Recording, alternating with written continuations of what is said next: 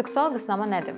Seksual qısnama əmək və ya xidmət münasibətlərində olan şəxsi alçaldan və ya təhqir edən, onun müəyyən cinsə və ya seksual yönümə mənsubiyyətindən irəli gələn və fiziki hərəkətlərdə, ədəbsiz jestlərdə, sözlərdə, ləkələyici təkliflərdə və dəvətlərdə təzahür edən davranışdır.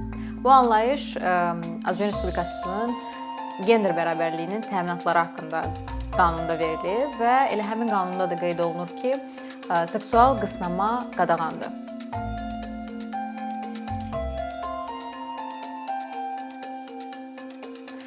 Amma qanunda yazılsa da qadağandır. Bununla bağlı heç bir sanksiya nəzərdə tutulmayıb. Nə İnzibati Xətalar Məcəlləsində, nə Cinayət Məcəlləsində və bu o deməkdir ki, seksual qısnanmanın anlayışına düşən, anlayışı ilə həyat edilən hərəkətlər, hərəkətlərin törədilməsinə yol verilmir, amma siz bunu törətsəz, sizi məsuliyyət gözləmir. Amma qanunverici Əmək Məcəlləsində seksual qısnamaya məruz qalan işçilərə müəyyən imtiyazlar nəzərdə tutub. Məsələn, əgər işçi seksual qısnamaya məruz qalırsa, o zaman o ərizəsində göstərdiyi gün işdən çıxa bilər. Yəni normalda biz bilirik ki, xəbərdarlıq müddəti var və biz bu xəbərdarlıq müddətini gözləməliyik 1 ay. Amma əgər işçi seksual qısnamaya məruz qalırsa, o zaman o müddəti gözləmədən o işdən çıxa bilər. Bundan əlavə Əmək Məcəlləsi işçilərin, daha doğrusu işə götürənlərin üzərinə məsuliyyət qoyur ki, onlar iş yerində seksual qısnama baş verməsin deyə tədbirlər görsünlər. Və İnzibati Xətalar Məcəlləsində də əgər işçi seksual qısnamaya məruz qalırsa, ona qarşı təzyiqin göstərilməsinə də yol verilmir. Bu nə deməkdir? Biraz əslində absurd normadır. Çünki seksual qısnamanın özü məsuliyyət yaratmır. Amma siz seksual qısnamaya məruz qalmısınızsa iş yerinizdə və gedib işə götürənə bunu deyirsinizsə və işə götürən də buna görə məsələn sizə deyirsə ki, bu məsələni ictimailəşdirmə, gizlədək, sus və s. və hətta müəyyən təzyiq göstərirsə sizə, bu inzibati xətadır və buna görə 2500 manata qədər həmin işə götürən cərimələnə bilər. Bundan da əlavə işə götürən tam maddi məsuliyyət daşıyır sizin qarşınızda. Əgər siz seksual qısnamaya məruz qalmısınızsa, bu o deməkdir ki, siz bunu aşkar etdiyiniz gündən 1 ay ərzində müraciət edə bilərsiniz məhkəməyə və maddi sizə dəyən bu ziyanın qarşılanması üçün kompensasiya tələb edə bilərsiniz. Və əgər bununla bağlı sizə sağlamlığınıza müəyyən ziyan dəyibsə, normalda məsələn biz deyirik ki, 1 ay ərzində müraciət etməlisiniz, iddia müddəti tətbiq olunur.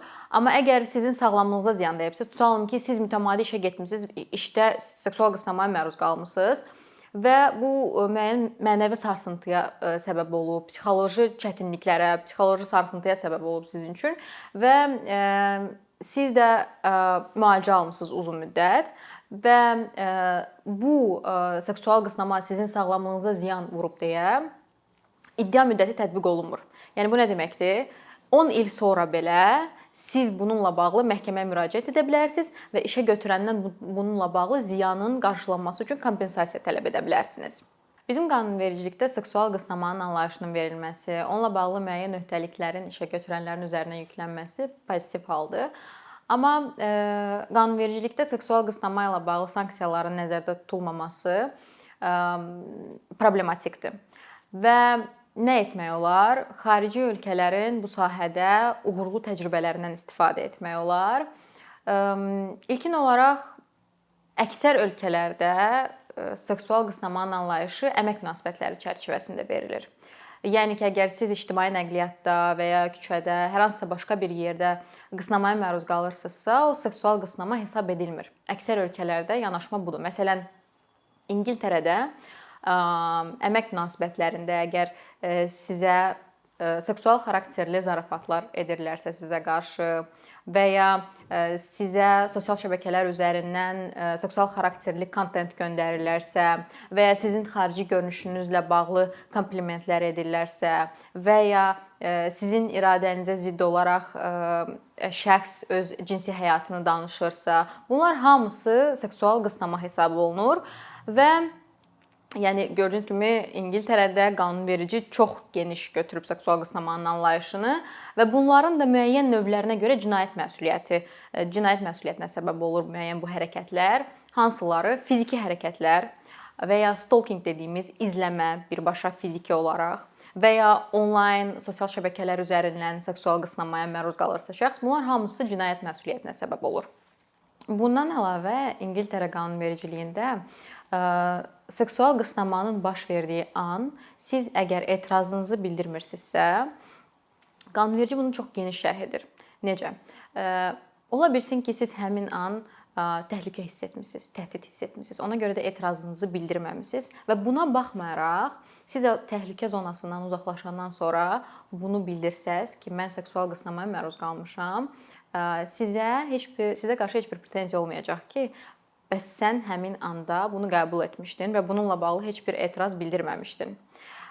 Və bu əslində onun göstəricisidir ki, həqiqətən də həmin münasibətlərdə həmin an üçün zərər çəkmişin başına gələ biləcək o təhlükənin, sonra onun həmin an keçirə biləcəyi qorxunu nəzərə alaraq qanun geniş şərh verir seksual qısnamanın anlayışına. İngilislərdən fərqli olaraq fransız cinayət məcəlləsində seksual qısnamanın anlayışı əmək münasibətləri ilə məhdudlaşmır. Yəni ki, istənilən münasibətlərdə seksual qısnama baş verə bilər və buna görə də məsuliyyət nəzərdə tutulub.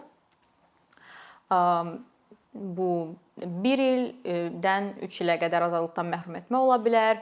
Bundan əlavə cərimə tətbiq edilə bilər seksual qısnamaya görə.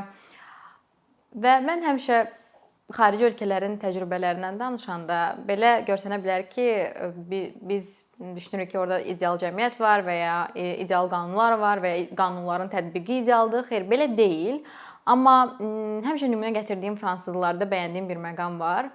Qanunverici öz reaksiyalarında və ictimai münasibətlərin nəbzini tutmaqda çox çevikdir. 2018-ci ildə bir qadın öz sosial şəbəkə hesablarında video paylaşır. Həmin videoda o küçədə seksual qısnamaya məruz qaldığını insanlara göstərir və bu video ictimai rezonansa səbəb olur. Yalnız Fransada yox, ümumiyyətlə bütün dünyada. Və həmin ərəfədə də Fransada qanun layihəsi müzakirədə idi. Sırf seksual qısnama və bu gender əsaslı qısnama ilə bağlı bir qanun layihəsi hazırlanırdı. Və bu hadisə baş verəndən sonra həmin layihənin qəbul olunması, yəni həmin qanunun qəbul olunması prosesi sürətləndi və təxminən 3-4 ay sonra artıq qanun qəbul olundu. Burada əslində maraqlı məqam nədir? Onlar ictimaiyyətdə bu baş verən hadisələrə çox çevik, yerində və sürətli reaksiya veriblər. Bu əslində o demək deyil ki, hər cəmiyyətdə baş verən hadisədən sonra qanunu dəyişmək lazımdır. Bu o deməkdir ki, əgər sistematik olaraq bir-birinə oxşayan cinayət xarakterli və ya inzibati xarakterli, xəta xarakterli, ictimai təhlükəli hadisələr baş verirsə, sistematik olaraq, o zaman qanunverici onlara reaksiyasında maksimum cəld və çevik olmalıdır. Təəssüf ki, Azərbaycanda da bu kimi hadisələr sistematik xarakter daşıyanda qanunvericinin reaksiyası biraz ləngdir. Bəzən ümumiyyətlə hərəkətsizdir.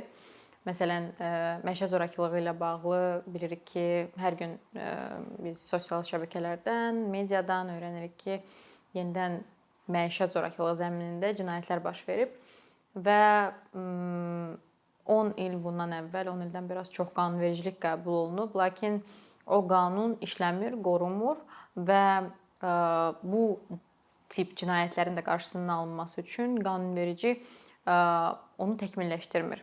Yəni mən bayaq fransızlar haqqında, fransızların qanunvericiliyə reaksiyası, daha doğrusu ictimai münasibətlərə reaksiyası haqqında danışanda bunu nəzərdə tuturdum və bizə nə qalır? Yəni biz nə edə bilərik? Əgər qanunverici çevik, sürətli reaksiya vermirsə və ictimai münasibətlərin nəbzini tuta bilmirsə, məsələ ilə bağlı susmamaq, məsələni hüquqi müstəviyə daşımaq və ictimailəşdirmək.